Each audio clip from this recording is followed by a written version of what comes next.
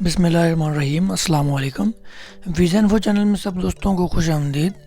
तो मैं आज आप लोगों को विज़िट वीज़ा अप्लाई करने के लिए जो सबसे ज़रूरी चीज़ है, जो सबसे इम्पोर्टेंट चीज़ है, उसके मतलब कुछ टिप्स दूंगा।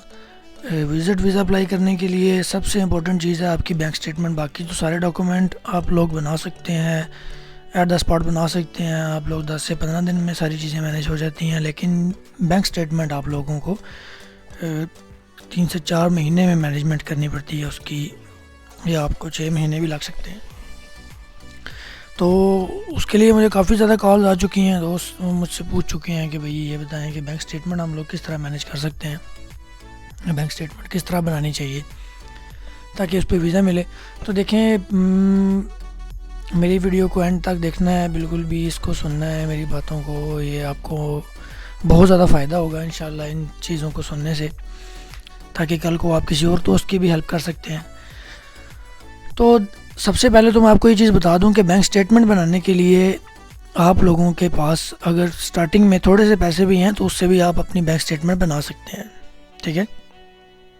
अब दो चीज़ें हैं, एक चीज़ है कि अगर आप यूरोप वगैरह के लिए या तुर्की के लिए या किसी भी छोटे और कंट्री के लिए आप लोगों को बैंक स्टेटमेंट चाहिए या आप लोग बैंक स्टेटमेंट बनाना चाहते हैं, तो उसका और तरीक़ाकार है, उसमें इतनी ज़्यादा सख्ती नहीं है। अगर आप यूके या कनाडा के लिए बैंक स्टेटमेंट अपनी तैयार कर रहे हैं तो उसकी और तरह की जो है ना रिक्वायरमेंट्स हैं, वो मैं भी आप लोगों को बताऊँगा। अगर आप लोग यूरोप वगैरह के लिए अपनी बैंक स्टेटमेंट रेडी कर रहे हैं तो आप लोगों को परेशान होने की ज़रूरत नहीं है, वो इतनी ज़्यादा स्ट्रिक्ट नहीं है। आप लोगों के पास 2 से 3 लाख रुपए अगर है तो आप लोग अपना एक करंट अकाउंट ओपन करवाएं। सेविंग अकाउंट की स्टेटमेंट नहीं चलेगी, करंट अकाउंट ओपन करवाएं। उसमें आप लोगों ने अपने डेली बेसिस पे आप लोगों ने रैंडम अमाउंट्स 2 से 3 अमाउंट डिपॉजिट करवा देनी है। अगर डेली बेसिस पे भी नहीं करवा सकते तो 2 से 3 दिन बाद आपने लाजमी तौर पे छोटी मोटी अमाउंट्स जो है वो डिपॉजिट करवा देनी है। यानी कि पहले अगर आपके पास 50,000 आप लेके बैंक चले गए हैं तो आपने बैंक वालों को बोलना है कि हमें 3 स्लिपें बना दें। उसमें आप लोगों ने मुख्तलिफ अमाउंट्स एडिट करवा लेनी है, यानी कि मुख्तलिफ अमाउंट डाल लेनी है। अगर आपके पास 50,000 है तो 18,600 और 9,700 इस तरह करके रैंडम अमाउंट आपने करके 50,000 पूरा करके उसको जमा करवा देना है। उससे ये होगा कि आपके जो सेम डेट में आपके बैंक में 3 ट्रांजैक्शंस होंगी। इसी तरह जब आपने निकलवाने हैं तो आप लोग ATM से निकलवाएंगे या आप लोग किसी को ऑनलाइन ट्रांजैक्शन करते हैं, किसी को सेंड करते हैं पैसे, तो वो भी आप लोगों ने इसी तरह से, अगर बड़ी अमाउंट है उसको छोटे छोटे हिस्सों में करके 2 से 3 दफ़ा में सेंड करनी है, ताकि आप लोगों की जो पेज है उसके ऊपर 2 से 3 जो है वो ट्रांजैक्शंस आ जाएं। और आपने अगर कोई ख़रीदारी वगैरह करनी है, घर का कुछ सामान वगैरह लेना है, तो उसी कार्ड से आप लोगों ने कोशिश करनी है कि ऑनलाइन शॉपिंग की जाए।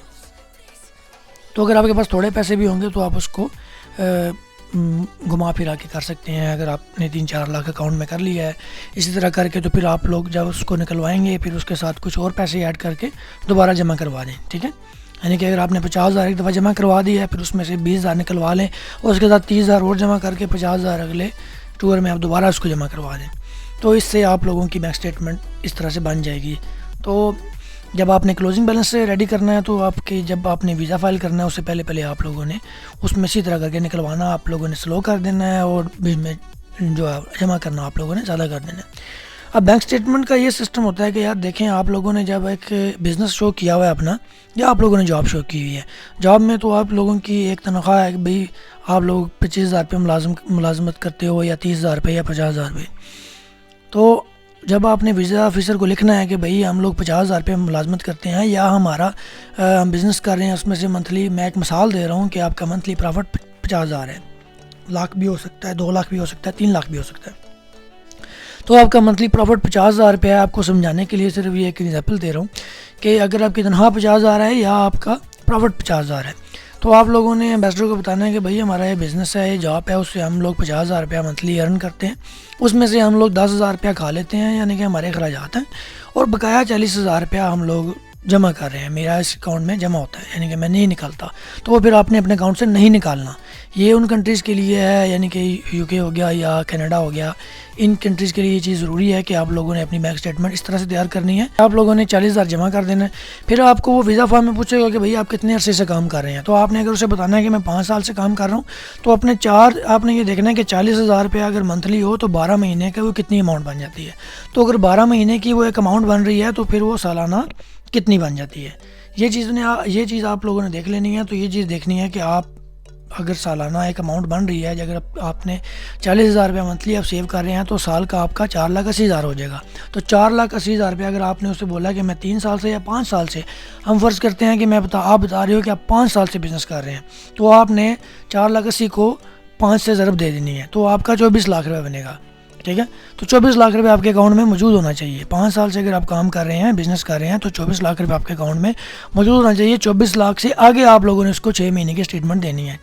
ठीक है, वो फिर आगे उससे आगे आप लोगों ने चलानी है।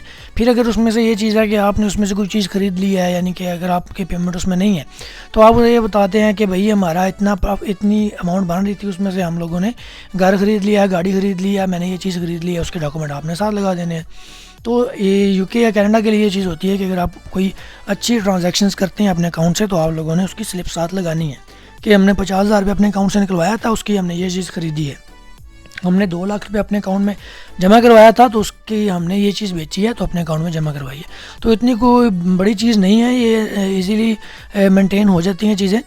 ये लोग वैसे ही परेशान हो जाते हैं, जो लोग वीज़ा जमा करवाने के लिए जाते हैं या वीज़ा जमा करवाने का सोच रहे हैं, तो आप परेशान नहीं होना बिल्कुल भी। आप लोगों ने इस तरह से मेंटेन कर लेनी है। अगर कोई और सवाल ज़हन में रह गया है तो आप मुझसे रब्ता कर सकते हैं, मुझे पूछ सकते हैं। तो यूके कनाडा के लिए आप लोगों ने ये चीज़ ख्याल में रखनी है कि भाई वो इस तरह से आपकी बैंक स्टेटमेंट को देखते हैं कि भाई अगर इसकी इतनी इनकम है, इसने इतना बचाना है, वो आपसे वीज़ा फॉर्म में पूछते हैं।